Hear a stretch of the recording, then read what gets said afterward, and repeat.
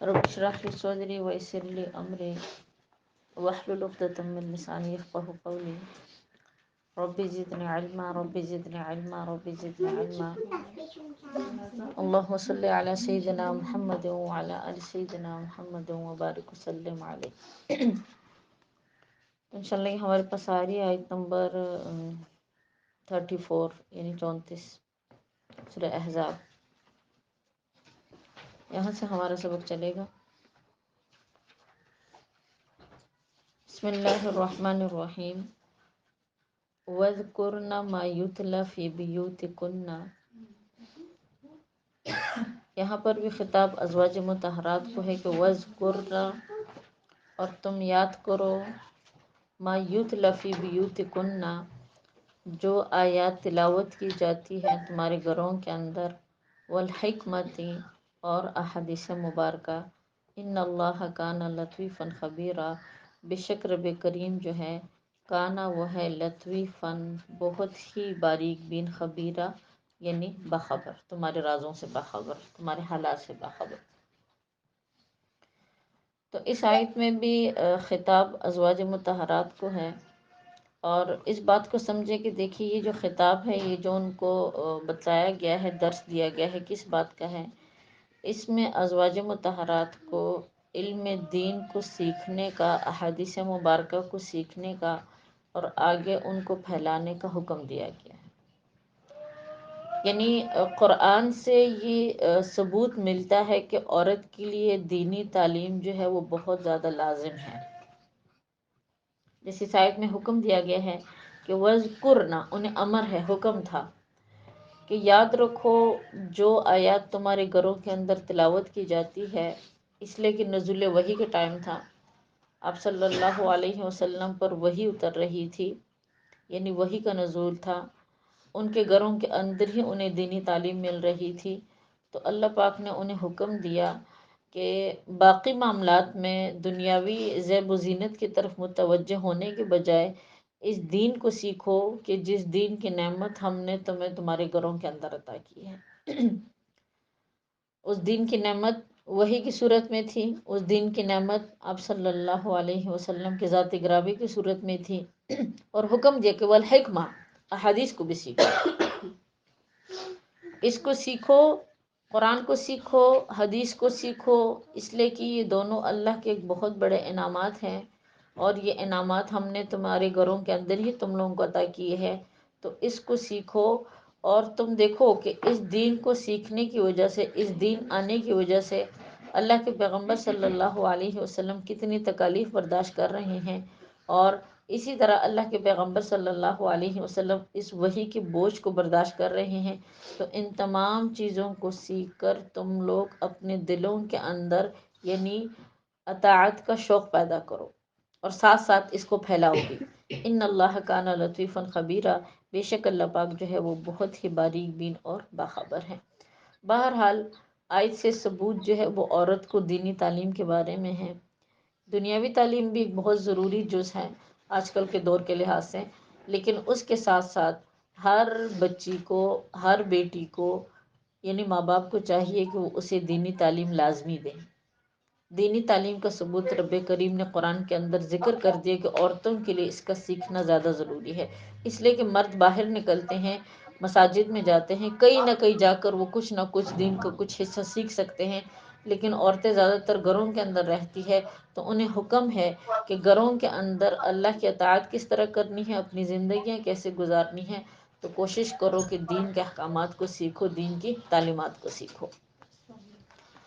پھر اگلی آیت ہے کہ ان المسلمین والمسلمات، بے شک مسلمان مرد، والمسلمات اور مسلمان عورتیں، والمؤمنین اور اسی طرح ایمان والے مرد جو ہے، والمؤمنات اور ایمان والی عورتیں جو ہے، والقانتین والقانتات اور فرمانبرداری کرنے والے مرد اور فرمانبرداری کرنے والی عورتیں، والصادقین سچ بولنے والے مرد، والصادقات اور سچ بولنے والی عورتیں،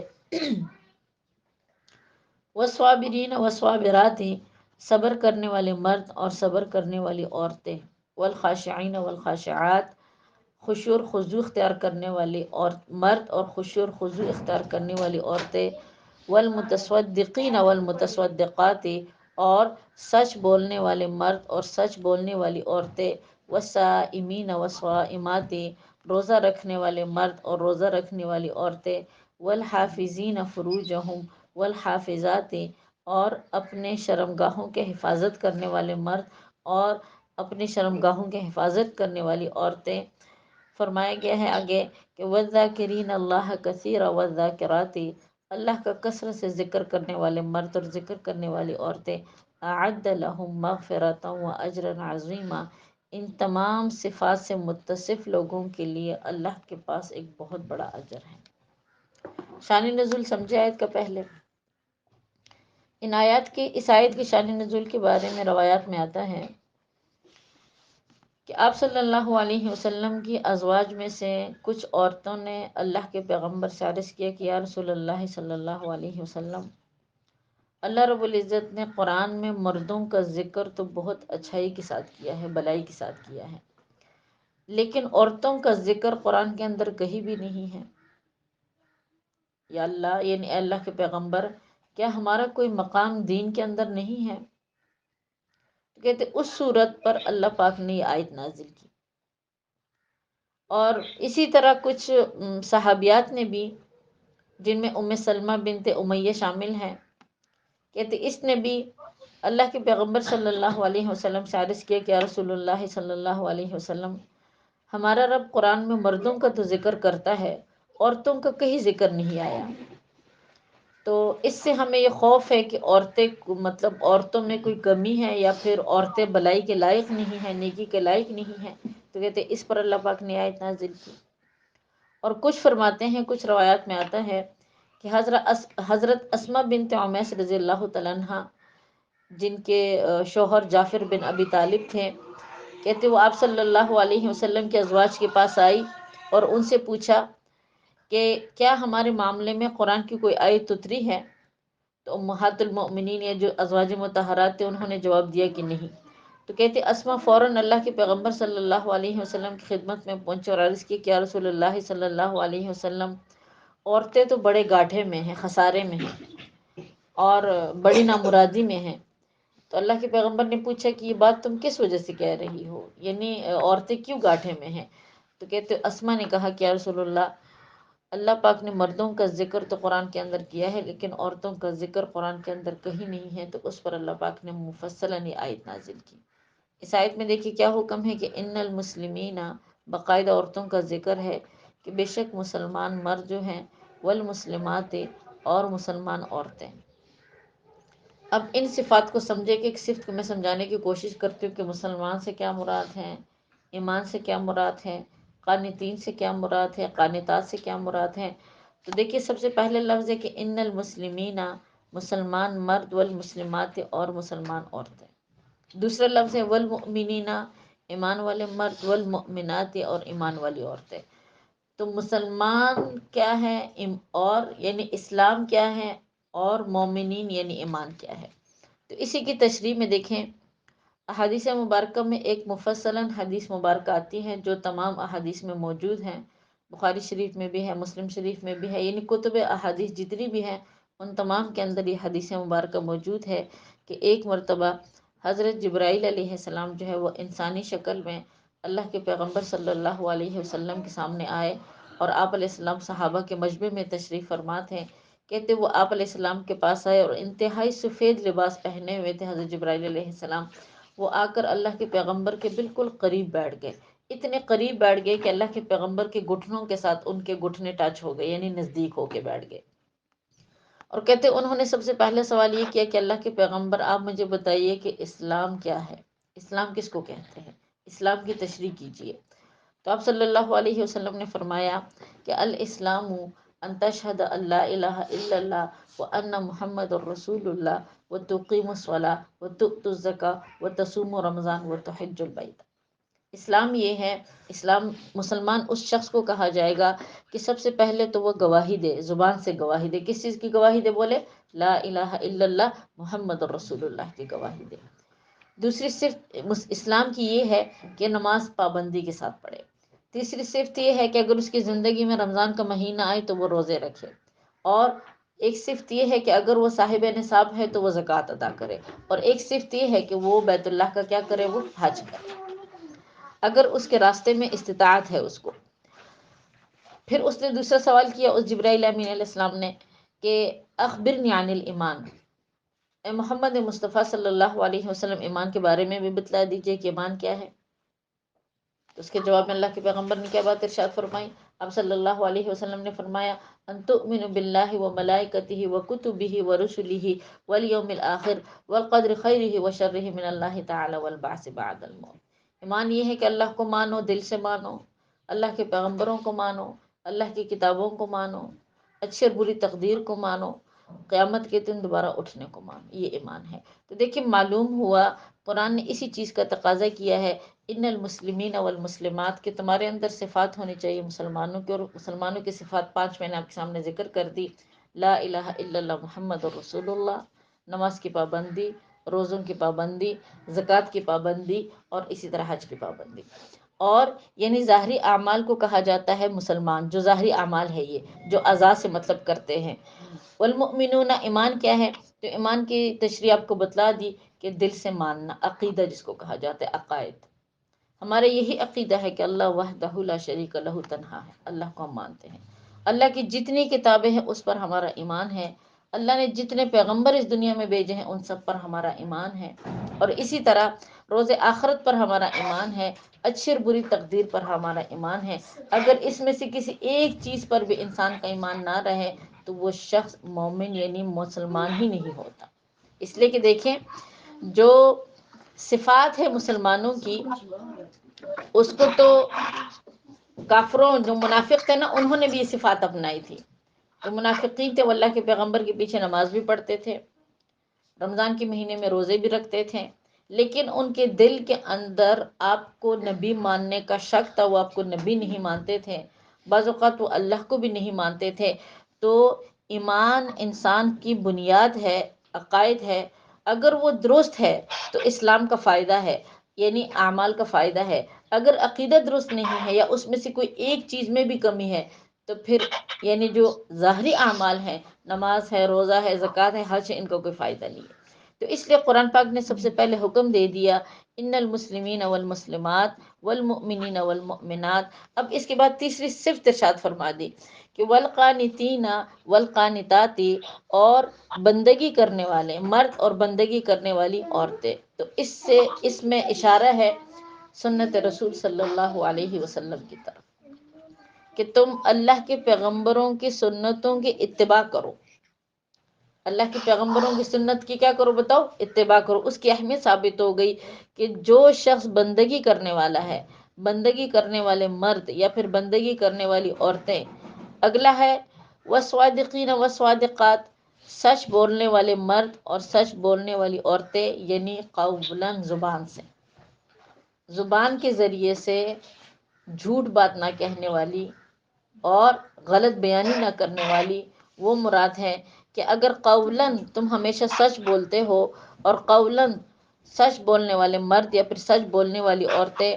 آگے ہیں کہ والصابرین والصابرات، اسی طرح صبر کرنے والے مرد اور صبر کرنے والی عورتیں۔ اب صبر کو میں تھوڑا واضح کروں گی۔ اللہ رب العزت نے قرآن کے اندر جا بجا صبر کا ذکر کیا ہے۔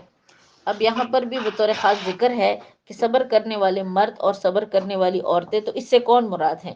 تو اس کے بارے میں دیکھیں روایات میں آتا ہے، صبر کی جو اقسام ہیں، حدیث مبارکہ میں آتا ہے کہ آپ صلی اللہ علیہ وسلم نے فرمایا کہ صبر کی 3 قسمیں ہیں۔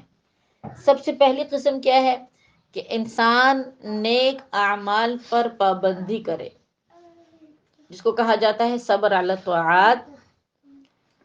کون سے نیک اعمال؟ جیسے دیکھیں مثال کے طور پر آپ کو مثال بتا رہی، فرض نماز ہے، ٹھیک ہے نا؟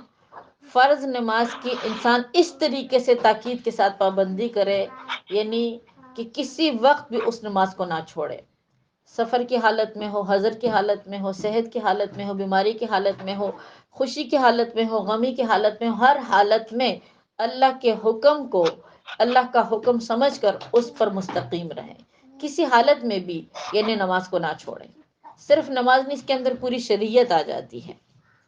سمجھ آ رہی ہے نا؟ اسی طرح اس کو کہتے ہیں صبر علی الطاعات. دوسری قسم ہے جس کو کہا جاتا ہے صبر عن المعصیہ، کہ اللہ پاک نے جو چیزیں ہمارے ذمہ حرام قرار دی ہیں، جتنے بھی گناہ ہیں، چاہے وہ غیبت ہے، چاہے وہ چغل خوری ہے، چاہے وہ مطلب جو بھی ہے، جتنے بھی گناہ ہیں، چاہے وہ زبان کے گناہ ہیں یا پھر چاہے وہ مطلب کاروباری گناہ ہیں، جتنے بھی گناہ ہیں، ان تمام گناہوں سے انسان بچنے کی وقتاً فقتاً کوشش کرے. تو اس کو کہتے ہیں صبر عن المعصیہ. گناہ کرنے کو دل کر رہا ہے لیکن انسان اپنے آپ کے اوپر کنٹرول پائے اور گناہ کے قریب نہ جائے، تو وہ شخص بھی صابرین کے اندر داخل ہے. اور تیسری قسم کہ اللہ کی طرف سے اگر کوئی پریشانی آتی ہے، کوئی غم آتا ہے، کوئی تکلیف آتی ہے، تو اس کو بھی انسان صبر کے ساتھ اللہ سے شکوے شکایتیں نہ کریں، یعنی ایسے الفاظ منہ سے نہ نکالے کہ جو اللہ کی رضا کے خلاف ہو، تو اس کو کہتے ہیں صبر علی المصائب. تو وہ شخص بھی صابرین کے اندر داخل ہے. تو قرآن مجید فرقان حمید کے اندر رب کریم نے جہاں کہیں بھی صبر کا لفظ استعمال کیا ہے، وَالصَّابِرِينَ وَالصَّابِرَاتِ، صبر کرنے والے مرد اور صبر کرنے والی عورتیں، تو اس کے اندر صبر کی تینوں اقسام آ جاتی ہیں: نیکی کی پابندی، گناہوں سے اجتناب اور تکالیف پر صبر. اگلی قسم ہے والخاشعین والخاشعات، اور خشوع خضوع کرنے والے مرد اور خشوع خضوع کرنے والی عورتیں. تو اس چیز کو تھوڑا سا سمجھے دیکھیں، خشوع خضوع کس کو کہا جاتا ہے؟ اسی چیز کا دوسرا نام اللہ رب العزت نے قرآن کے اندر احسان رکھا ہے، جس کا ذکر میں نے کل بھی کیا ہے: ان تعبد اللہ کأنہ تراہ فإن لم تکن تراہ فإنہ یراک. اللہ کی عبادت کرو، نماز میں اپنی دل کی ایسی کیفیت بناؤ کہ تم گویا اللہ کو دیکھ رہے ہو. اگر یہ کیفیت پیدا نہ کر سکو تو کم سے کم یہ کیفیت ضرور پیدا کرو کہ وہ رب تمہیں کیا کر رہا ہے، وہ تمہیں دیکھ رہا ہے. اس کو کہتے ہیں خشوع خضوع، اسی کو کہا جاتا ہے احسان. حدیث پاک میں آتا ہے کہ اللہ کے پیغمبر صلی اللہ علیہ وسلم نے فرمایا: خاشعین اور خاشعات کے اندر وہ مرد اور وہ عورتیں شامل ہیں کہ وہ نماز اس طریقے سے پڑھے کہ اس کو اپنے دائیں بائیں کے یعنی دائیں بائیں کا علم نہ ہو، اس کو یہ معلوم نہ ہو کہ میرے دائیں طرف کیا ہو رہا ہے اور میرے بائیں طرف کیا ہو رہا ہے. یعنی اتنی توجہ ہمیں اپنے نماز پر دینی چاہیے. تو اللہ پاک ایسے نماز ہم سب کو نصیب کرے خشوع اور خضوع والی. آگے فرمایا گیا ہے کہ والمتصدقین والمتصدقات، صدقہ کرنے والے مرد اور صدقہ کرنے والی عورتیں. صدقات کی فہرست تو بہت لمبی ہے، لیکن یہاں پر مختصراً بات آپ کے سامنے اس طرح ذکر کروں گی کہ اگر ہم چاہتے ہیں کہ قرآن کی اس آیت کے اندر ہم بھی داخل ہو جائے اور ہم بھی اجر عظیم کے مالک ہو جائے، تو اس کے لیے علماء فرماتے ہیں، اکابرین فرماتے ہیں کہ ہر ہفتے میں 1 درہم یا پھر 1 دینار اللہ کے راستے میں صدقہ دیا کرو. ہر ہفتے میں نہیں دے سکتے تو ہر مہینے میں 1 درہم یا پھر 1 دینار اللہ کے راستے میں صدقہ دیا کرو. اس طرح دینے سے رب کریم تمہارا شمار کس کے اندر کر لیں گے؟ والمتصدقین والمتصدقات، کہ صدقہ کرنے والے مرد اور صدقہ کرنے والی عورتیں. آگے فرمائے کہ والصائمین والصائمات، روزہ رکھنے والے مرد اور روزہ رکھنے والی عورتیں. والحافظین فروجہم، اور حفاظت کرنے والے مرد اپنے شرمگاہوں کی اور حفاظت کرنے والی عورتیں اپنے شرمگاہوں کی. تو حدیث پاک میں آتا ہے کہ اللہ کے پیغمبر صلی اللہ علیہ وسلم نے فرمایا: اگر انسان مجھے 2 چیزوں کی ضمانت دے دے تو میں اس کو جنت کی ضمانت دے دیتا ہوں. وہ کون سی 2 چیزیں ہیں؟ فرمایا کہ اگر تم مجھے اپنی شرمگاہ کی ضمانت دے دو کہ تم یعنی غلط اس کو استعمال نہیں کرو گے، اور تم اپنی زبان کی مجھے ضمانت دے دو، یعنی حدیث کے الفاظ ہے کہ 2 جبڑوں کے درمیان جو چیز ہے اس کی ضمانت دے دو، اور 2 ٹانگوں کے درمیان جو چیز ہے اس کی ضمانت مجھے دے دو، تو اللہ پاک تمہارے لیے جنت کا یعنی وعدہ فرماتے ہیں، تمہارے لیے پکی جنت ہے. یعنی زبان کی حفاظت اور شرمگاہ کی حفاظت. اسی طرح پھر آگے فرمایا کہ والذاکرین اللہ کثیرا والذاکرات، اللہ کو کثرت سے یاد کرنے والے مرد اور کثرت سے یاد کرنے والی عورتیں. ذکر پہ انشاءاللہ تھوڑی تفصیلاً بات کروں گی، اور اس پر تفصیلاً اس لیے بات کروں گی کہ رمضان کا مہینہ ہے، تو اللہ پاک ان لمحات کو ہمیں یعنی فضول چیزوں میں یا پھر فارغ وقت گزارنے سے، وقت کو ضائع کرنے سے ہمیں محفوظ رکھیں. تو انشاءاللہ ذکر پہ بات ہوگی. دیکھیں سب سے پہلی بات تو یہ سمجھے کہ ذکر کہتے کس کو ہے. ذکر ہر اس عمل کو کہتے ہیں کہ جو عمل اللہ کے حکم کے موافق ہے. جیسے مثال کے طور پر دیکھیں، ہم اس مہینے میں روزے رکھتے ہیں. اب یہ روزہ رکھنا بھی ہمارا ذکر ہے. حدیث پاک میں آیا ہے کہ افضل الذکر الصلاۃ، سب سے افضل ترین ذکر جو ہے نا وہ نماز ہے. جب ہم نماز پڑھتے ہیں، اللہ کا حکم ہے کہ جب وقت داخل ہوتا نماز پڑھو. جب وہ 5 وقت کی نماز ہم پڑھتے ہیں تو جتنی دیر ہم اس نماز میں لگاتے ہیں پورا ٹائم ذکر میں شامل ہوتا ہے. اب ہم دیکھیں سحری سے لے کر مغرب تک روزہ رکھ رہے ہیں، یہ پورا ٹائم ہمارا کس میں شامل ہے بتائیے؟ ذکر میں شامل ہے. تو قرآن پاک نے حکم دیا ہے کہ کثرت سے اللہ کو یاد کرنے والے مرد اور کثرت سے یاد کرنے والے عورتیں.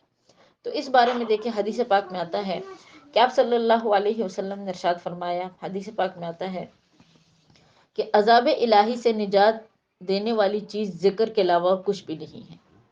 یعنی اگر تم چاہتے ہو کہ اللہ تمہیں عذاب سے محفوظ رکھے، مامون رکھے، تو اللہ کا کثرت سے ذکر کرو. تو کہتے صحابہ نے پوچھا کہ یا رسول اللہ صلی اللہ علیہ وسلم، کیا جہاد بھی اللہ کے راستے میں، یعنی جو ہم جہاد کرتے ہیں وہ بھی؟ تو آپ نے فرمایا کہ جہاد سے بھی افضل ترین چیز جو ہے وہ کیا ہے؟ وہ ذکر ہے. حتیٰ کہ روایت میں آتا ہے کہ آپ صلی اللہ علیہ وسلم نے ارشاد فرمایا کہ اگر جہاد میں کوئی مجاہد شرکت کرتا ہے اور وہ اللہ کی رضا کے لیے اتنا لڑتا ہے کہ اس کی تلوار ٹوٹ جاتی ہے، وہ خون میں لت پت ہو جاتا ہے، تب بھی اس سے افضل جو ہے وہ شخص ہے جو ہر وقت اپنی زبان کو اللہ کے ذکر میں تر رکھتا ہے.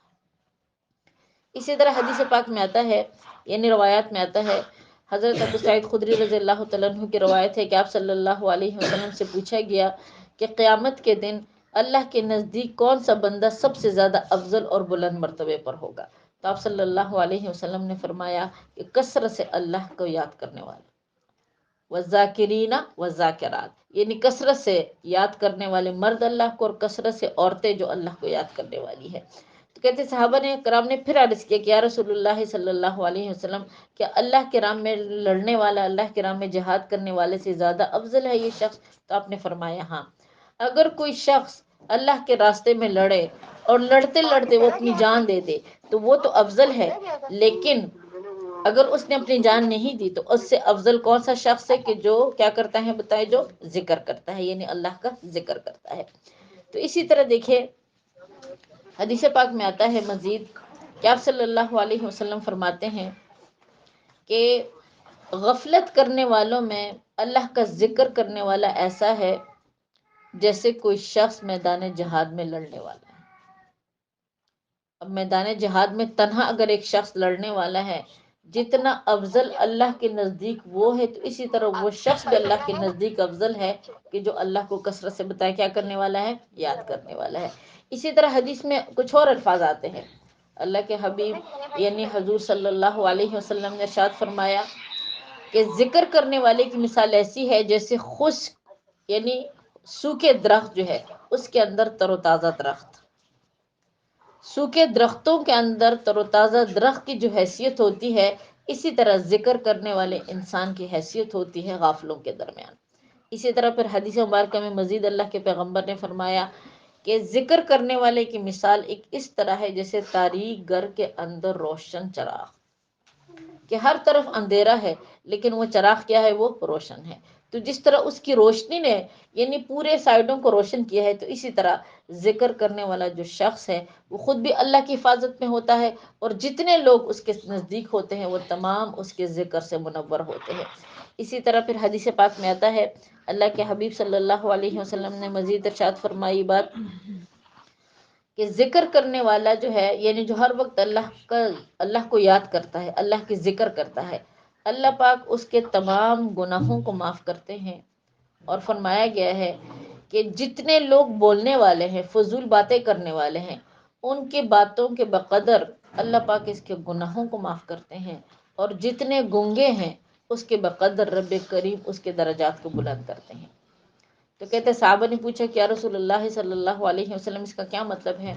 تو آپ صلی اللہ علیہ وسلم نے ارشاد فرمایا کہ بولنے والے یعنی جو لوگ اللہ کے علاوہ کوئی اور بات کرتے ہیں، یعنی اور باتیں فضول باتیں کرتے ہیں، تو جتنی وہ باتیں ہوتی ہے اس کے بقدر اللہ پاک اس ذاکر بندے کے گناہوں کو معاف فرماتے ہیں، اور گنگوں سے مراد چوپائے ہیں جو نہ بولنے والے جانور ہیں. جتنے بھی نہ بولنے والے جانور ہیں اللہ پاک اتنے درجات اس انسان کے کیا کرتے ہیں؟ بلند کرتے ہیں. اسی طرح دیکھیں حدیث پاک میں آتا ہے کہ اللہ کے حبیب صلی اللہ علیہ وسلم نے بات ارشاد فرمائی کہ ذکر کرنے والے کی مثال زندہ کی طرح ہے اور اللہ کو یاد نہ کرنے والے کی مثال مردہ کی طرح ہے. اور یہ حقیقت ہے. دیکھیں حدیث پاک میں آتا ہے کہ جتنے بھی جاندار ہیں یعنی جانور ہیں جیسے پرندے ہیں مچھلیاں ہیں، کہتے ان کو زندگی اس وقت تک ملتی ہے جب تک کہ اللہ کو یاد کرتے ہیں. جو بھی پرندہ شکار کیا جاتا ہے وہ تب شکار کے پنجے میں یعنی شکاری کے پنجے میں وہ آتا ہے کہ جب وہ اللہ کے ذکر کو چھوڑ دیتا ہے. اور جو بھی مچھلی ہوتی ہے نا وہ تب ہی خوراک بنتی ہے انسانوں کی. یہ جو بھی مچھلی اللہ کے ذکر کو چھوڑ دیتی ہے تو تب ہی یعنی اس مچھلی کا شکار کیا جاتا ہے. تو جتنے بھی جانور ہیں وہ جب تک رب کریم کا کثرت سے ذکر کرتے ہیں اللہ پاک ان کو زندگی دے رکھتے ہیں. لیکن جب وہ اللہ کا ذکر کرنا چھوڑ دیتے ہیں یا اس میں مطلب سستی کرتے ہیں تو اللہ پاک ان پر موت طاری کر دیتے ہیں. تو اسی وجہ سے حدیث پاک میں بھی اللہ کے پیغمبر نے بات ارشاد فرمائی کہ ذکر کرنے کی والی مثال زندہ کی طرح ہے اور ذکر نہ کرنے والے کی مثال کس کی طرح ہے؟ مردے کی طرح ہے. اسی طرح دیکھیے میری بہنوں حدیث پاک میں اللہ کے پیغمبر صلی اللہ علیہ وسلم نے ارشاد فرمایا بڑی تفصیلاً اور اہمیت کے ساتھ اللہ کے حبیب نے بات ارشاد فرمائی کہ جو شخص بھی دنیا میں ایک دفعہ کہتا ہے اللہ یعنی صرف کہتا ہے اللہ اللہ کا نام لیتا ہے تو اللہ رب العزت حضرت اسرافیل علیہ السلام کو حکم دیتے ہیں کہ 40 سال قیامت کو مؤخر کر دو، پیچھے کر دو. حدیث کے الفاظ کچھ اس طرح ہے، آپ صلی اللہ علیہ وسلم نے فرمایا کہ قیامت سے بڑی مصیبت اور قیامت سے بڑی تکلیف کوئی نہیں ہو سکتی. اور قیامت تب قائم ہوگی کہ جب دنیا میں کوئی بندہ بھی اللہ کو یاد کرنے والا نہ رہے، اللہ کہنے والا کوئی بھی نہ رہے. اسی وجہ سے تو دیکھیں اس کے ٹائم کا تعین کسی نبی کو بھی معلوم نہیں، کسی ولی کو بھی معلوم نہیں اللہ کے علاوہ. یہ تو اللہ کو معلوم ہے نا کہ دنیا میں کتنے لوگ ہیں جو اللہ اللہ کرنے والے ہیں، ذکر کرنے والے ہیں.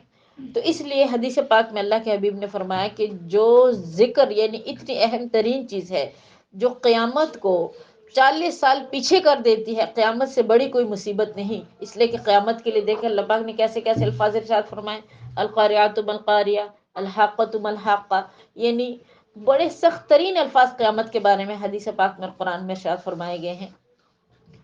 تو جو ذکر قیامت کو 40 سال مؤخر کر دیتی ہے تو کیا وہ ہماری تکالیف کو ختم نہیں کر سکتی؟ بھئی قیامت سے بڑھ کر تو ہماری پریشانیاں نہیں ہیں نا، قیامت سے بڑھ کر ہماری تکالیف تو نہیں ہے نا. تو اسی وجہ سے اللہ کے پیغمبر صلی اللہ علیہ وسلم نے ارشاد فرمایا کہ ہمیشہ وہ شخص تر و تازہ رہتا ہے جو اللہ کا ذکر کرتا ہے. قرآن کی ایک آیت میں رب کریم کا ارشاد ہے وَإِن مِّن شَيْءٍ إِلَّا يُسَبِّحُ بِحَمْدِهِ کہ زمین اور آسمان میں کوئی ایسی چیز نہیں ہے کہ جو اللہ کا ذکر نہ کرتی ہو، اللہ کو یاد نہ کرتی ہو. اور یہ حقیقت ہے. ہمارے استاد صاحب ہیں استاد محترم، وہ فرماتے ہیں کہ ایک مرتبہ ہم نے قیام کیا کچھ ڈاکٹروں کے ساتھ اور اس میں جو ہارٹ سرجن ہیں مطلب دل کے جو مطلب تھے کوئی سرجن وہ بھی تھے. تو کہتے ان سے ہم نے دین کی کافی باتیں کی. تو کہتے انہوں نے کہا کہ حضرت آپ نے ہمیں دین کی اتنی باتیں تو بتا دی، ایسا کریں کہ ہمارے ساتھ آپ کل چلیے، ہم آپ کا مطلب دل چیک کرتے ہیں کہ آپ کا دل کتنے فیصد کام کر رہا ہے. ہمارے ساتھ سب جو ہے ان کی عمر اچھی خاصی ہے، 60 سے اوپر ہے یعنی 70 کے قریب ہے. تو فرماتے ہیں کہ میں ان کے ساتھ گیا تو انہوں نے ایک جگہ پہ مجھے لٹایا اور میرے دل کی مطلب چیک اپ شروع کر دی. تو کہتے انہوں نے جب میرا دل چیک کیا تو انہوں نے کہا کہ حضرت آپ کا دل جو ہے وہ 80% کام کر رہا ہے. اس عمر میں 80% دل جو کام کرتا ہے تو یہ اچھی علامت ہوتی ہے، اس لیے کہ آپ کی جو عمر ہے اس عمر میں دل 80% کام نہیں کرتا لیکن آپ کا دل اب بھی 80% کام کر رہا ہے. کہتے انہوں نے پھر اس ڈاکٹر صاحب نے کہا کہ حضرت اگر آپ چاہیں تو میں آپ کو آواز سنواؤں جب دل خون کو پمپ کرتا ہے تو کس طرح کی آواز آتی ہے. تو کہتے ہیں فرماتے ہیں کہ میں نے کہا کہ آپ سنوائیں. تو اس ٹائم کہتے انہوں نے جب وہ خون دل جو ہے وہ خون کو پمپ کرتا ہے وہ آواز مجھے سنوائی تو کہتے واضح طور پر دل کے اندر سے رب رب رب کی آواز نکل رہی تھی. تو اس پر وہ ڈاکٹر صاحب کہتے بڑے حیران ہوئے اور کہتے ہیں ان کے سامنے میں نے قرآن کی آیت تلاوت کی، اس میں حیرانگی کی کوئی بات نہیں ہے۔ اللہ کا ارشاد ہے وَإِن مِّن شَيْءٍ إِلَّا يُسَبِّحُ بِحَمْدِهِ کہ زمین اور آسمان میں کوئی بھی ایسی چیز نہیں ہے جو اللہ کا کیا کرتی ہے، ذکر نہ کرتی ہے۔ ایمان والے کا جو دل ہوتا ہے، مسلمان کا جو دل ہوتا ہے، مسلمان کے جسم کے جو اعضاء ہوتے ہیں، مسلمان کے جو روح ہوتی ہے، وہ اللہ کو یاد کرتی ہے، تبھی تو ہم بن دے کے اللہ کو مانتے ہیں۔ لیکن اس چیز سے ہم غفلت میں ہیں۔ اگر ہم ظاہری طور پر اپنے زبان کے ذریعے سے، اپنے اعضاء کے ذریعے سے بھی اللہ کو یاد کریں گے تو یہ ذکر کامل ہو جائے گا۔ اللہ ہر تکلیف اور ہر پریشانی سے، ہر بیماری سے ہماری حفاظت فرمائے گی۔ تو اسی وجہ سے رب کریم نے دیکھا قرآن کے اندر یہ بات واضح طور پر ارشاد فرمائی کہ وَالذَّاكِرِينَ اللَّهَ كَثِيرًا، کثیرہ کا لفظ ارشاد فرمایا کہ کم ذکر سے کام نہیں چلے گا۔ اگر تم چاہتے ہو اپنی زندگی میں خوشحالیاں تو اللہ کو کثرت سے یاد کرو، اٹھے بیٹھے چلتے پھرتے اللہ کو یاد کرو۔ وَالذَّاكِرَاتِ اور اللہ کو کثرت سے یاد کرنے والی عورتیں، فرمایا کہ اعد اللہ لہم مغفرۃ واجرا عظیما، اللہ پاک نے تیار کر رکھا ہے ان لوگوں کے لیے ایک بہت بڑا اجر، یعنی ان کا جو اجر ہے وہ اللہ کو معلوم ہے، اللہ کے علاوہ اور کسی کو معلوم نہیں۔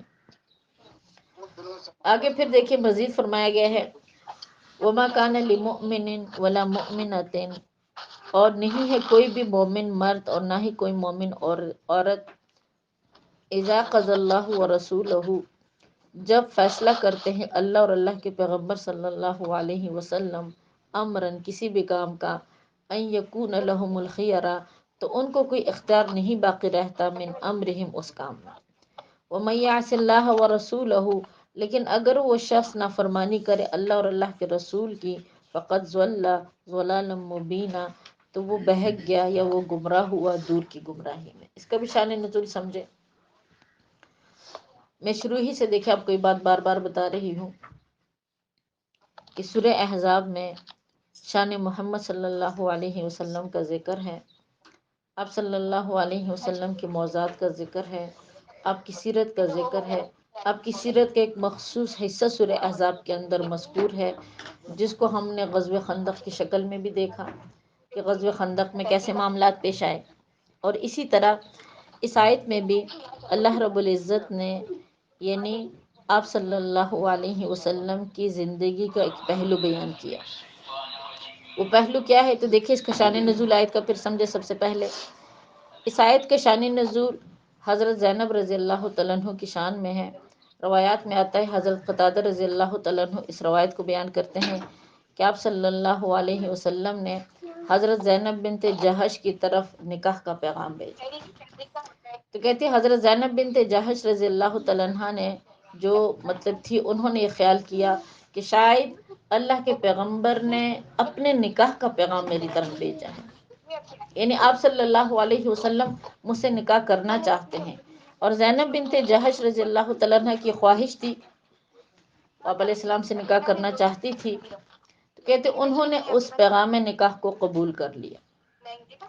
لیکن بعد میں جب انہیں معلوم ہوا کہ یہ جو پیغام نکاح ہے یہ آپ صلی اللہ علیہ وسلم نے اپنے لیے نہیں بلکہ آپ صلی اللہ علیہ وسلم کے آزاد کردہ غلام، ان کا نام تھا زید بن حارثہ، صحابی رسول تھے، آپ صلی اللہ علیہ وسلم نے ان کی پرورش کی تھی، ان کو اپنا بیٹا بنایا تھا، آپ نے یہ پیغام ان کے لیے بھیجا تھا، یعنی جس کو کہتے ہیں لپالک بیٹا۔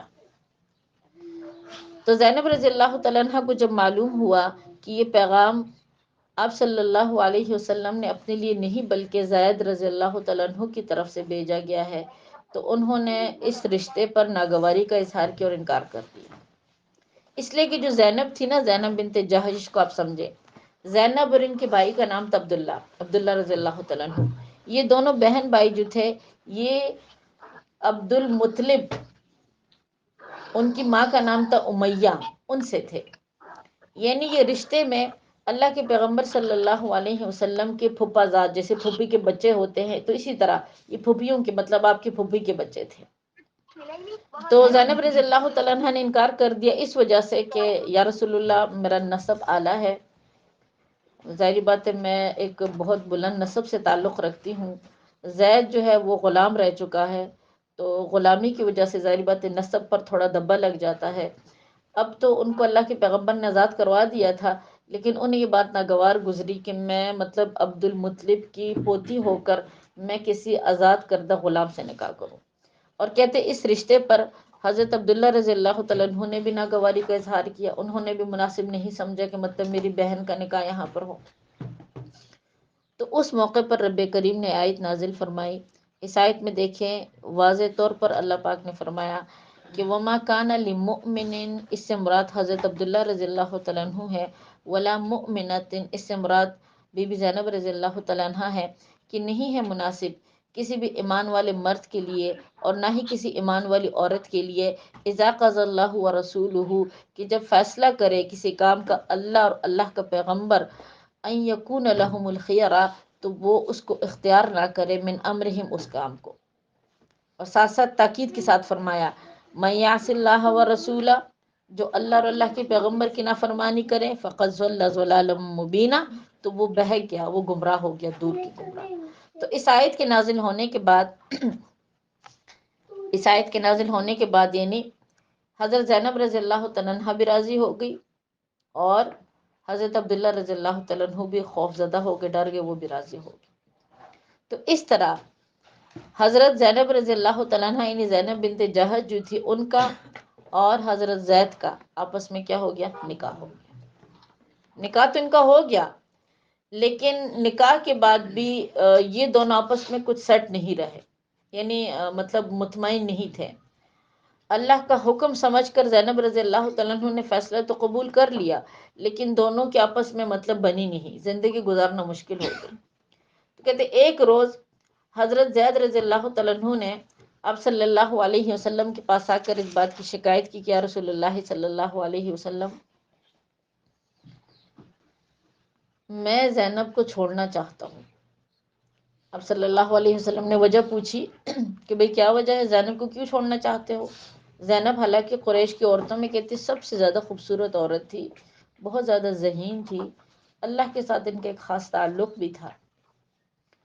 تو زید رضی اللہ تعالیٰ عنہ نے کہا کہ یا رسول اللہ صلی اللہ علیہ وسلم، زینب اکثر مجھے اپنے نسب کے طعنے دیتی ہے، اور وہ اپنے نسب کو مطلب اونچا قرار دیتی ہے، اور یہ بات حق بھی تھی، برسچ تھی، اس میں کوئی وہ نہیں تھی بات کہ مطلب واقعی وہ نہیں تھی اس نسب سے۔ تو اس وجہ سے ہم دونوں کے آپس میں بنتی نہیں ہے۔ زینب ہر لحاظ سے ایک خوبصورت اور بہت نیک سیرت عورت ہے، زینب کی مطلب کردار میں مجھے کوئی شک نہیں ہے، اللہ کے ساتھ اس کے ایک تعلق ہے، عبادت گزار ہے، لیکن بس ہم دونوں کے آپس میں بنتی نہیں ہے، میرا دل زینب کی طرف مائل بھی نہیں ہوتا۔ تو اس موقع پر دیکھیں اللہ پاک آپ صلی اللہ علیہ وسلم نے کیا بات ارشاد فرمائی کہ زید، حالانکہ دیکھیں اس بات کی اطلاع اللہ رب العزت نے آپ صلی اللہ علیہ وسلم کو دے دی تھی کہ آپ کا اور زینب کا نکاح ہوگا، زید زینب کو چھوڑ دے گا، اور آپ کا نکاح کس کے ساتھ ہوگا؟ زینب رضی اللہ تعالیٰ عنہ کے ساتھ۔ جب زید نے یہ بات آپ کے سامنے کر دی تو اللہ کے پیغمبر سمجھ تو گئے کہ بھی اللہ پاک نے تو پہلے اس بات سے مجھے مطلع کیا تھا، اور اس طرح ہونا تھا، ٹھیک ہے نا، اس طرح ہونا تھا، اس میں کوئی وہ نہیں تھی ایسی کوئی عیب کی بات یا کوئی ایسی ویسی بات، اس طرح ہونا ہی تھا، اللہ پاک نے ایسا کرنا ہی تھا۔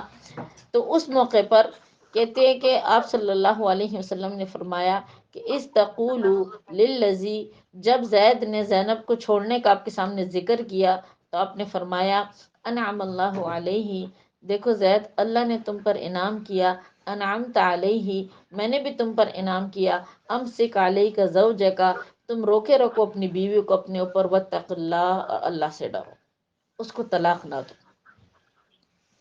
اللہ نے انعام کیا تم پر کہ اللہ نے تمہیں ایمان کی صفت عطا کی، میں نے تم پر انعام کیا کہ میں نے تمہاری پرورش کی، دیکھو اپنا بیٹا تمہیں بنایا، یہ کوئی معمولی بات نہیں تھی، ظاہر بات ہے۔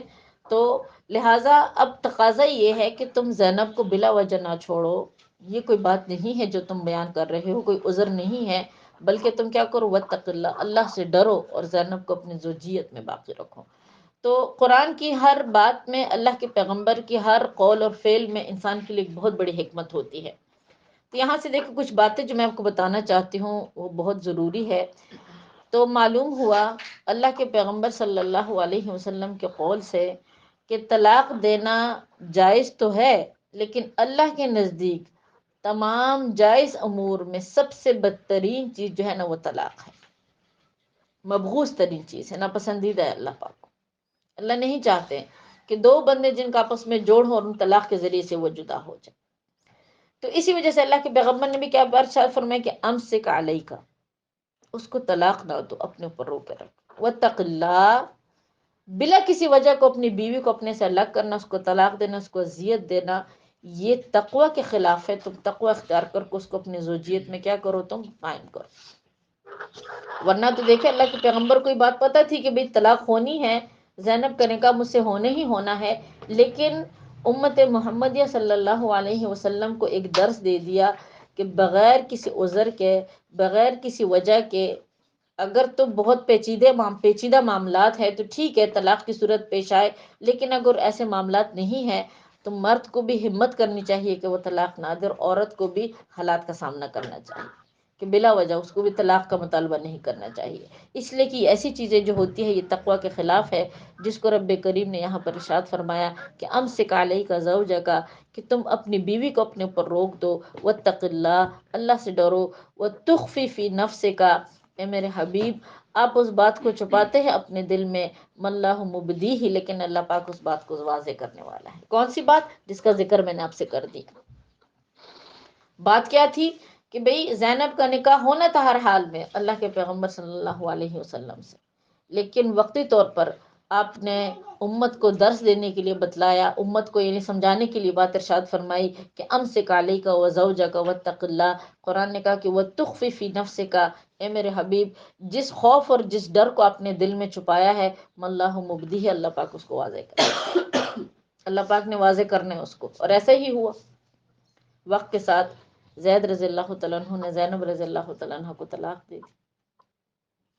جب طلاق دے دی تو کہتے طلاق کے بعد جب ان کی عدت پوری ہوئی تو آپ صلی اللہ علیہ وسلم نے پیغام نکاح بھیجا زینب رضی اللہ تعالیٰ عنہ کی طرف، صرف پیغام نکاح بھیجا۔ تمام ازواج مطہرات میں حضرت زینب رضی اللہ تعالیٰ عنہ واحد وہ زوجہ ہے کہ جن کا نکاح اللہ نے عرش پر پڑھایا ہے۔ تمام ازواج کا نکاح دنیا میں ہوا ہے، لیکن زینب بنت جہش رضی اللہ تعالیٰ عنہ کا نکاح اللہ پاک نے عرش پر پڑھایا ہے۔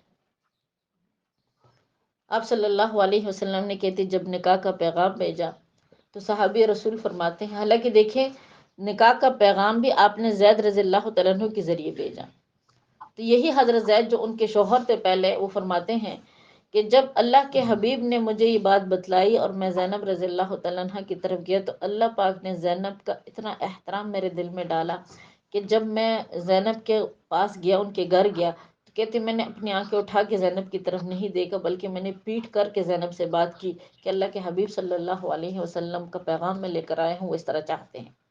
تو اس ٹائم بی بی زینب رضی اللہ تعالیٰ عنہ کے آٹا گوندھ رہی تھی، انہوں نے زینب رضی اللہ تعالیٰ عنہ نے کہا زید سے کہ میں سب سے پہلے اپنے اللہ سے مشورہ کروں گی، تو کہتے اٹھ کر انہوں نے اپنے ہاتھ دھوئے، وضو کیا اور فوراً مصلی پہ جا کے کھڑی ہو گئی۔ اللہ کی طرف سے معاملات جب آتے ہیں نا تو اللہ پاک دلوں کے اندر محبتیں بھی ڈال دیتے ہیں۔ زینب رضی اللہ تعالیٰ عنہ تو پہلے ہی سے چاہتے تھے اس چیز کو، یعنی وہ چاہتی تھی کہ میرا نکاح کس کے ساتھ ہو، محمد عربی صلی اللہ علیہ وسلم کے ساتھ۔ تو اسی ٹائم اللہ پاک نے ان دونوں کا نکاح بتایا کہاں پر پڑھایا، عرش پر۔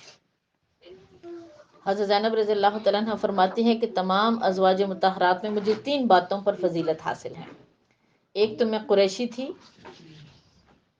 آپ صلی اللہ علیہ وسلم اور میرے دادا ایک تھے، اس لیے کہ ان کی پھپھو کی بیٹی تھی، انہیں نسب کے لحاظ سے قریب تھی۔ دوسری بات یہ تھی، فرماتی ہیں کہ میرا نکاح جو ہے وہ عرش پر پڑھایا گیا، تمام ازواج کا نکاح زمین پر پڑھایا گیا، لیکن میرا جو نکاح تھا وہ عرش پر پڑھایا گیا۔ اور تیسری صفت، زینب رضی اللہ تعالیٰ عنہ کے ولیمے پر اللہ کے پیغمبر نے اتنا گوشت کھلایا لوگوں کو، اتنا گوشت کہ اس سے پہلے کسی کے ولیمے پر اتنا گوشت کسی نے نہیں کھایا، یعنی سب سے بہترین ولیمہ جو تھا وہ کس کا تھا، وہ حضرت زینب رضی اللہ تعالیٰ عنہ کا۔ تو اسی واقعے کا ذکر ہے، دیکھیں آیات میں وَتُخْفِي فِي نَفْسِكَ کا جو بات اے حبیب آپ اپنے دل میں چھپا رہے ہیں، اللہ مبدی ہے، اللہ پاک اس کو واضح کرنے والے ہیں، وتخشى الناس، آپ لوگوں سے ڈرتے ہیں، واللہ احق ان تخشاہ، حالانکہ اللہ زیادہ حقدار ہے کہ آپ اللہ سے ڈریں۔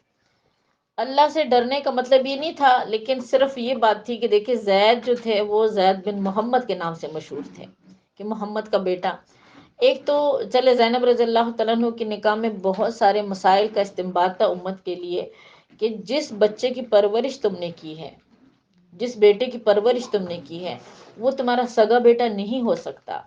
تو اسی وجہ سے دیکھیں اللہ کے پیغمبر نے زید کی پرورش کی، لیکن انہی کی بیوی سے اللہ کے پیغمبر نے بتایا خود کیا کیا، نکاح کیا۔ اہل عرب تو اس کو بہت برا سمجھتے تھے، تو کہتے لوگوں نے تو پیچھے اتنے تانے دینا شروع کر دیا منافقین نے، اور بہت زیادہ باتیں لوگوں نے بنائی کہ محمد کو کیا ہو گیا ہے کہ جس نے اپنے بیٹے کی مطلب بیوی سے شادی کر لی، اپنی بہو سے شادی کر لی۔ تو قرآن نے ان تمام بری عقائد اور ان رسومات کا رد کر دیا ہے کہ جس بیٹے کی پرورش تم کرو وہ تمہارا حقیقی بیٹا نہیں بنتا، نہ تو اس کو وراثت میں حصہ ملے گا، نہ اس پر وہ احکامات جاری ہوں گے جو اپنے بیٹوں پر جاری ہوتے ہیں۔ اس لیے کہ دیکھیں جو سگا بیٹا ہوتا ہے اس کی جو بیوی ہوتی ہے، یعنی جو بہو ہوتی ہے، وہ تو ہمیشہ کے لیے سسر پر حرام ہو جاتی ہے۔ جب بیٹے کا نکاح ہم کروا دیتے ہیں، وہ جو بہو ہوتی ہے وہ سسر پر ہمیشہ کے لیے حرام ہو جاتی ہے، چاہے وہ بیٹا زندہ رہے، چاہے وہ مرے، چاہے وہ طلاق دے، جو بھی صورت ہو، وہ لڑکی اس سسر کے لیے بیٹی کی مانند ہو جاتی ہے، پوری زندگی وہ اس کے ساتھ نکاح نہیں کر سکتی۔ اور اسی طرح داماد ہے کہ جس اپنی بیٹی کو جس آدمی کو ہم دیتے ہیں، تو وہ جو مرد ہوتا ہے، وہ جو لڑکا ہوتا ہے، وہ داماد، وہ ساس پر پوری زندگی کے لیے حرام ہو جاتا ہے، چاہے بیٹی اس آدمی کے نکاح میں رہے یا نہ رہے، چاہے مطلب جو بھی صورت ہو، لیکن یہ ہے کہ پوری زندگی کے لیے وہ جو مرد ہوتا ہے، بتائیں وہ ساس پر کیا ہو جاتا ہے، وہ حرام ہو جاتا ہے۔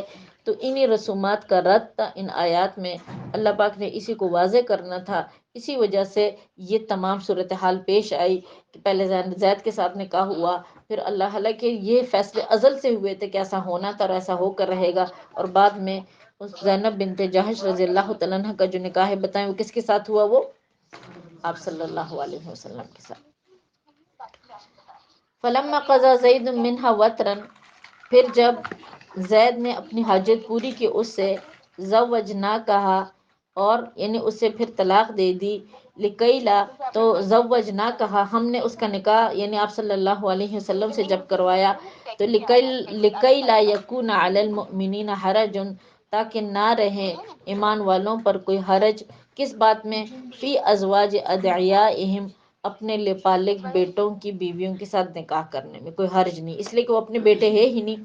اذا قضوا منہن وطرا، اگرچہ انہوں نے اپنی خواہش ان سے پوری کی ہو، وکان امر اللہ مفعولا، یہ اللہ کا حکم ہے جو ہو کر رہے۔ واخر دعوانا الحمدللہ رب العالمین۔ انشاءاللہ حدیث دو حدیثیں دیکھ کے اس کے بعد دعا کر لیتے ہیں۔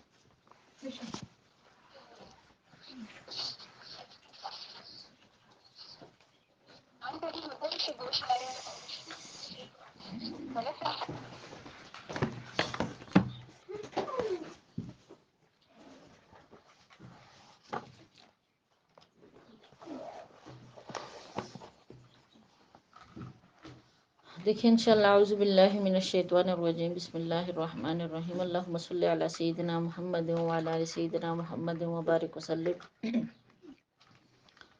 ان انس، روایت ہے انس سے، قال، فرماتے ہیں کہ قال رسول اللہ صلی اللہ علیہ وسلم، آپ صلی اللہ علیہ وسلم نے ارشاد فرمایا، تسحروا، سحری کھایا کرو، فإن فی السحر برکۃ، کیونکہ سحری میں برکت ہے۔ سحری میں برکت کے دیکھیں دو پہلو ہے، ایک سب سے پہلی بات تو یہ ہے کہ سحری کرنے کی وجہ سے انسان کو قوت ملتی ہے، پورا دن روزہ لگتا نہیں ہے، روزے کی وجہ سے کمزوری زیادہ نہیں ہوتی۔ دوسری بات یہ ہے کہ سحری جو ہے یہ ٹائم اللہ کی رحمت کے نزول کا سبب ہوتا ہے، اللہ کی خاص توجہ ہوتی ہے سحری کے ٹائم، اللہ کی خاص رحمت برستی ہے، خاص برکت برستی ہے۔ تو اسی وجہ سے اللہ کے حبیب نے فرمایا، اور اس کے ساتھ ساتھ سنت رسول صلی اللہ علیہ وسلم بھی ہے سحری، اللہ کے حبیب نے فرمایا کہ سحری کھایا کرو، بے شک سحری کھانے میں برکت ہے، سحری کے وقت میں برکت ہے، کہ اس ٹائم اگر اللہ سے تم جو بھی مانگو گے تو اللہ پاک تمہاری چاہت کو کیا کریں گے؟ قبول کریں گے۔ عن عمر بن عاص، روایت عمر بن عاص سے، قال قال رسول اللہ صلی اللہ علیہ وسلم، آپ صلی اللہ علیہ وسلم نے فرمایا، فصل ما بین صیامنا و صیام اہل الکتاب، ہمارے روزوں میں اور اہل کتاب کے روزوں میں جو فرق ہے، اکلۃ السحری، وہ سحری کھانا ہے۔ ایمان والوں کے، مسلمانوں کے اور اہل کتاب کے روزوں میں جو فرق ہے بتائیں وہ کیا ہے؟ وہ سحری کھانا ہے۔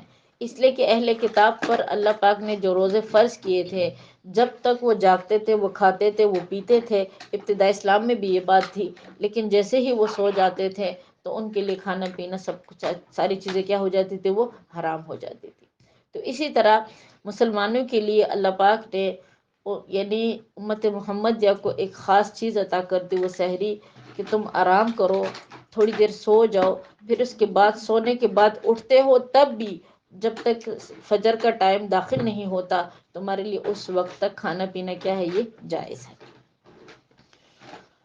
ان ابی ہریرہ، حضرت ابی ہریرہ سے روایت ہے، قال قال رسول اللہ صلی اللہ علیہ وسلم، آپ صلی اللہ علیہ وسلم نے فرمایا، قال اللہ تعالی، اللہ کا ارشاد ہے، احب عبادی، کہ سب سے محبوب ترین بندے میرے وہ ہے، الیہ، میری طرف، اعجلہم فطرہ، کہ جو افطاری کرنے میں جلدی کرتے ہیں۔